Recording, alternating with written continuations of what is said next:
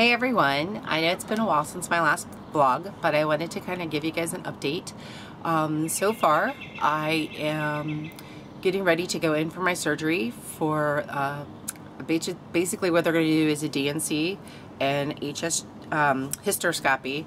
So they're going to take a look inside my uterus, and then they're going to see if there's any more cancer cells growing. They'll take a sample and send it out. Usually they send it to Johns Hopkins, which is the local hospital in our area, and they do a test to make sure there's no cancer cells. If there is cancer cells, that's another 3 months of therapy, and they'll up my dosage again.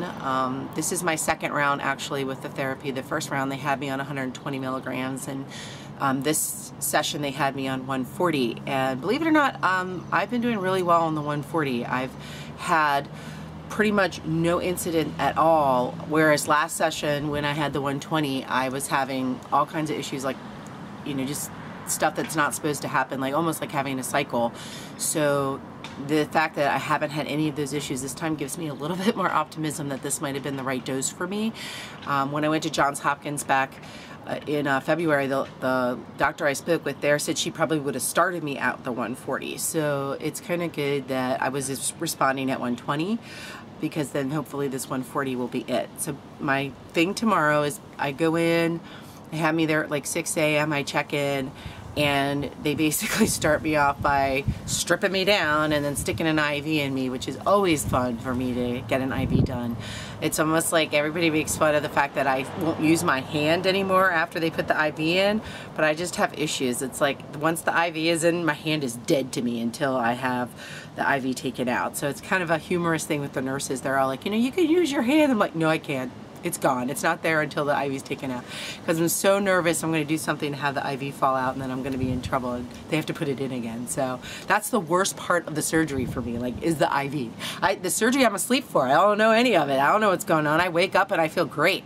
So it's really, last time they did the surgery, I really would love for my husband to video record me, because last time when they did the surgery, I was like cracking jokes with the doctors, and the doctor's like, we're going to give you something to make you feel better, and I'm like, Doc, I already feel good. So they hadn't even given me any like stuff for the anesthesia yet, and I was already like making jokes about feeling great. So hopefully this surgery goes as well as it did the last 2 times I've had it done. So this will be my 3rd DNC in the last 8 months, which is crazy, but this is kind of how they do it for uterine cancer and endometrial cancer. They just have to keep going in every 3 months and checking and upping the dose and seeing what works. And if you're responding at a lower dose, then when they up it, hopefully you respond even better at that dosage. So my prayer is that this will be it, and the doctor will call me back. Usually it takes about 2 to 3 weeks for me to hear results. So because they do send it out to Johns Hopkins, so I'll hear back probably by end of May, mid to end of May, like probably after the 24th I'll hear back and find out, because I do have my doctor's appointment with my follow-up with my surgeon on that day. At this point we have no idea what the future holds. It just depends on what happens with this surgery, and if everything goes well and I come back clean, then I have to meet with the RE and see if we can get IVF scheduled for us pretty quickly, or hopefully we'll have 1 or 2 sessions that we can do cycles on our own, and then the 3rd one we would do IVF. So it just depends. I don't want it to go too long because of the situation with the cancer possibly coming back. So technically I'm in remission, while you know, when they clear all the cancer out of my uterus, that basically puts me in remission. It doesn't put me in a situation where I'm cured. You know, you're strictly just in remission with cancer. So that's the one negative. The only way to cure it is to have a hysterectomy, and I do not foresee that in my future. So I'm really pushing to keep everything I can for as long as I can.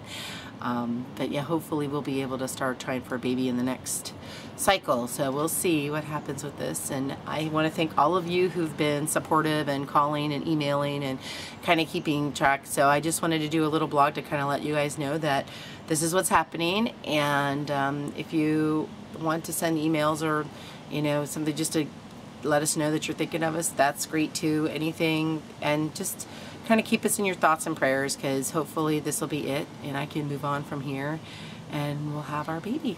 So have a great week, and we look forward to another vlog soon.